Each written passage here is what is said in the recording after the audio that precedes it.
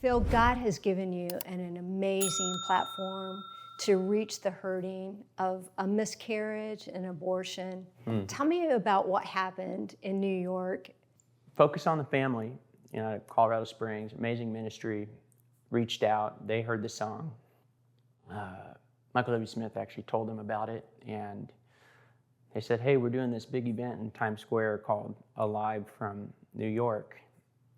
And at that time, Roe v. Wade had not been overturned yet, but there was a lot of steam building, with movements like the March for Life, Susan B. Anthony lists. I mean, so many amazing things have just been going on for years and years, really at the forefront of the fight for life for the unborn. And they kind of all converged, and Focus on the Family had people there like, Alveda King, Francesca Battistelli was doing worship.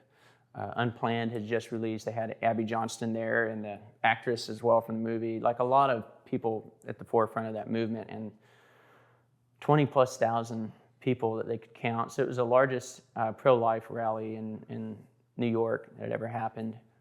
And they asked me to play that song I wrote, Not Forgotten, at the end of the whole thing. And there's nothing like standing up for life and purity and righteousness and defending the unborn in the middle of the cultural center of the world, really. There were thousands of people there, but there were also thousands of protesters. It was crazy, Terry, I'm waiting to sing, and there's just all these people that look like they want to kill me, protesting, and NYPD's in between us and them. And what was going through your mind? Oh, I was just praying the whole time. I kept thinking of David and Goliath, little kid just standing up for what's right, and the battle that was going on for Israel at that time. And, obviously no one was throwing spears at each other, but it felt like it.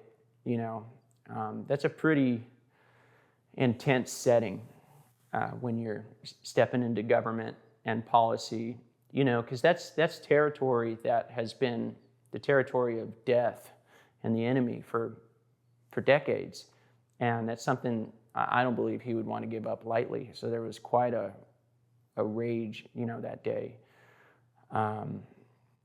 And still is in a lot of ways. But anyways, got up and sang that song, and there's a part of that song, the bridge, where it says, it's a simple prayer, Jesus, heal our land, hear the answer. We return our hearts to you, you're the answer. And the rest of the song is, for the unborn. And it was really powerful. It was just so incredible, so grateful I got to do that and be a part of that event. So what would you say to somebody that has had an abortion? Oh, God loves you. He forgives you. Your baby's with Jesus.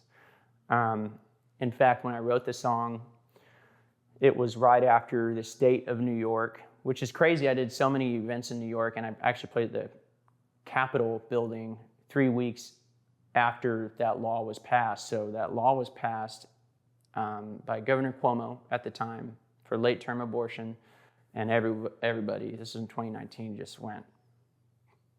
People were rejoicing, and the church was mourning and outraged, and people that love righteousness were just so upset. And anyways, when I wrote the song, I had this picture of millions and millions of people around the throne of God whose lives had been aborted.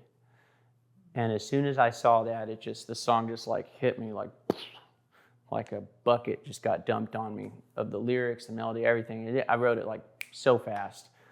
And I bring that up to say, for those who have aborted a child, knowingly or unknowingly, what you were doing, pressured or unpressured, willfully or unwillfully, whatever, that child's with the Lord. Yes. The Bible is very clear that life begins in the womb. In fact, the first person to recognize Jesus, as we know, is John the Baptist in his mother Elizabeth's womb. She says, blessed are you, talking to Mary, my baby knew who was in your womb. And so life is precious to God, and it starts here. And so that would be my encouragement to those people. You're so forgiven.